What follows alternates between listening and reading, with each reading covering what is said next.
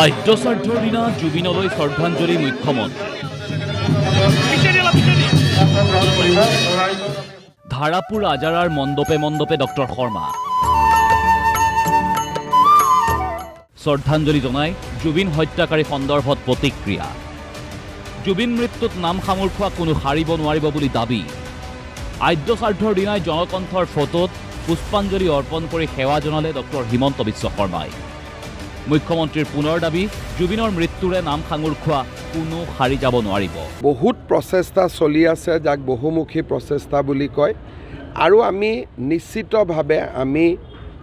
এই গোটেই ঘটনাটোৰ লগত জড়িত সকলোকে শাস্তিও দিব পাৰিম ন্যায়ও দিব পাৰিম জুবিনৰ পৰিয়ালে ন্যায় পাবই বুলি পুনৰ ডক্টৰ শৰ্মাৰ মন্তব্য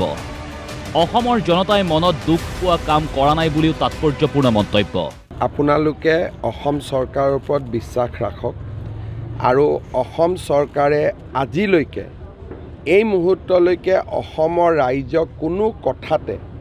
আমি এতিয়ালৈকে এক প্ৰকাৰ হতাশ হ'বলগীয়া কাম কৰা নাই কাইলৈৰ পৰা বৰ্ষাপাৰাত আৰম্ভ হ'ব মহিলা বিশ্বকাপ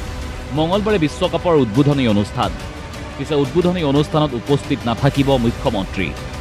কাৰণ এটাই শাৰদীয় দুৰ্গোৎসৱ অসমৰ বাবে এটা সৌভাগ্যৰ কথা যে ৱৰ্ল্ড কাপ বা বিশ্বকাপ অসমত আৰম্ভণি হ'ব আৰু মই ভাবোঁ সুন্দৰভাৱে খেলা পাৰ হৈ যাব অৱশ্যে খেলাত যাব নোৱাৰিম মই নিজে পূজা চোৱাতে ব্যস্ত থাকিম পূজাৰ কেইদিন দুভাগ নিশা পৰ্যন্ত মণ্ডপে মণ্ডপে মুখ্যমন্ত্ৰী ঘূৰি ফুৰিব বুলি ক'লে কেমেৰাৰ সন্মুখত মই প্ৰত্যেকবাৰে পূজাত যিমান পাৰোঁ পূজা মণ্ডপ চাবৰ কাৰণে চেষ্টা কৰোঁ আজিও কিমানখিনি হয় ৰাতি 10টা 11টা বজালৈকে যিমান হয় সিমানখিনি গুৱাহাটীৰ সমীপৰ 13খনকৈ পূজা মণ্ডপত দেৱীক দৰ্শন কৰি অসমবাসীৰ শান্তি কামনা কৰিলে ডক্টৰ হিমন্ত বিশ্ব শৰ্মাই মই ভাবোঁ যে মা ভগৱতীয়ে সকলোকে আশীৰ্বাদ দিব অসমখন যাতে আমি শান্তিৰে ৰাখিব পাৰোঁ সকলোৰে পৰিয়ালৰ জীৱনলৈ যাতে শান্তি আহে সমৃদ্ধি আহে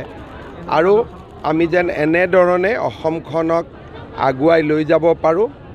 এটা হতাশাৰ সময় দুখৰ সময় তাৰ মাজতো আমি যাতে সমাজখন সমন্বয়ৰ মাজেৰে আগুৱাই লৈ যাব পাৰোঁ তাৰ বাবে মা ভগৱতীৰ ওচৰত প্ৰাৰ্থনা জনাইছোঁ কেমেৰা পাৰ্চন ঋতু কলিতাৰ সৈতে মিৰ্জাৰ পৰা গিৰীন্দ্ৰ কলিতাৰ ৰিপৰ্ট DY365